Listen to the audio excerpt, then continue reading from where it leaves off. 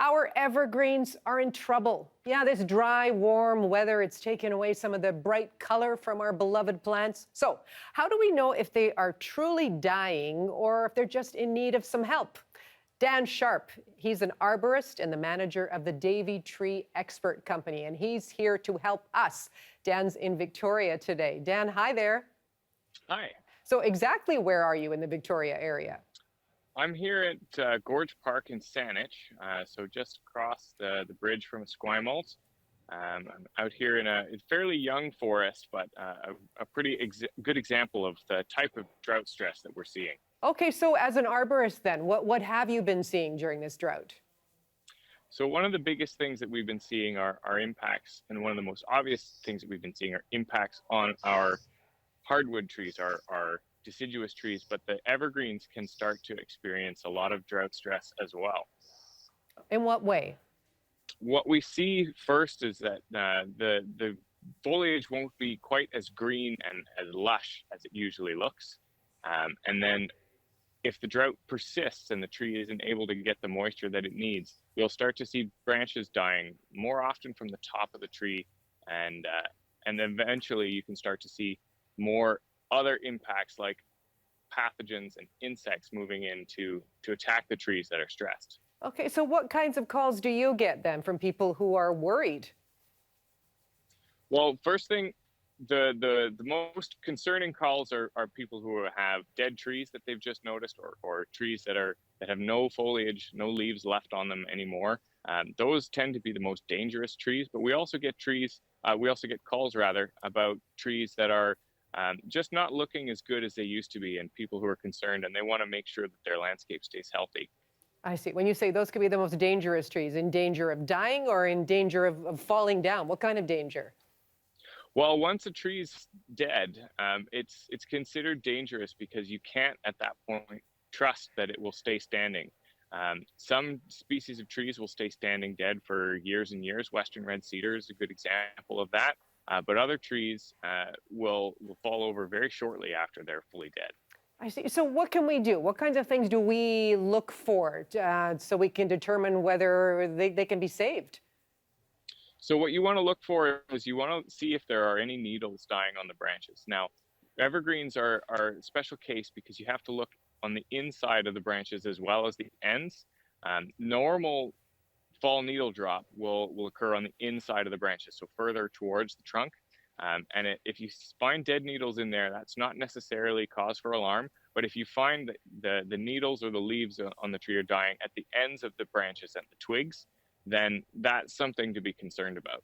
Okay, so then what would be your next step? So your next step, once you've identified if a tree is stressed, is supplemental moisture, especially in the city and in people's residential properties. We recommend watering trees. We recommend watering once in 2 weeks if there hasn't been any rain, and that's several months now that we haven't had any substantial rainfall. We also recommend mulching around the trees. So if you imagine out in the forest, the trees have all kinds of dead leaves and twigs and pine cones and all sorts of things on the ground, and that helps to be a sponge for moisture. It also helps to shade the soil so that the sunlight that is getting down into the soil isn't evaporating all that moisture away. Okay, so it seems as if we are having a turn in the weather, and perhaps Mother Nature can help us with that watering. But what if you're at a point where you're pretty convinced that that tree is dead? What do you do? Well, the best thing to do is to call a reputable tree service.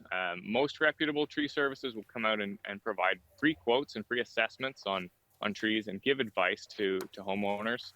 And based on the individual circumstances of your tree, those arborists will be able to make a recommendation and see what it is that is your tree needs.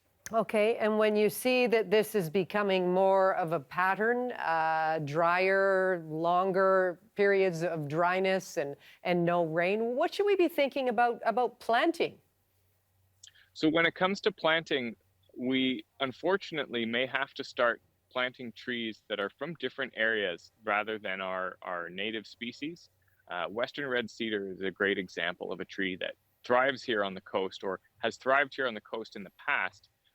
but is really suffering because of the prolonged and repeated droughts that we're getting year after year. So looking for trees from more mountainous areas or for other areas that have a more arid climate.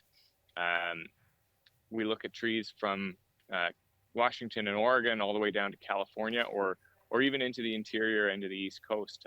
Some folks as well will search the world for trees that are growing in areas where the climate is becoming more similar to, and planting those trees. It's all fairly experimental, but unfortunately, the moral of the story is you want to look at trees that are not from around here. I see. What species come to mind, just top of mind? I don't expect you to take us through a whole list, but if not Western red cedar, then what? Instead of a Western red cedar, you might try a sequoia, something from the giant sequoia from the high Sierra Nevadas in California. They do experience similar long periods of drought, and they're somewhat more drought tolerant. Or Douglas fir is actually considered to be a drought tolerant species, even though the Douglas firs that we have growing here on the coast are suffering from the drought. That's because they grew in a time when there was more moisture. But Douglas firs grow all the way through the interior and onto the far side of the Rockies. So it's not unreasonable for them to experience these longer periods of drought. As long as they experience that as they're getting established, then they'll be able to weather those droughts as they come along.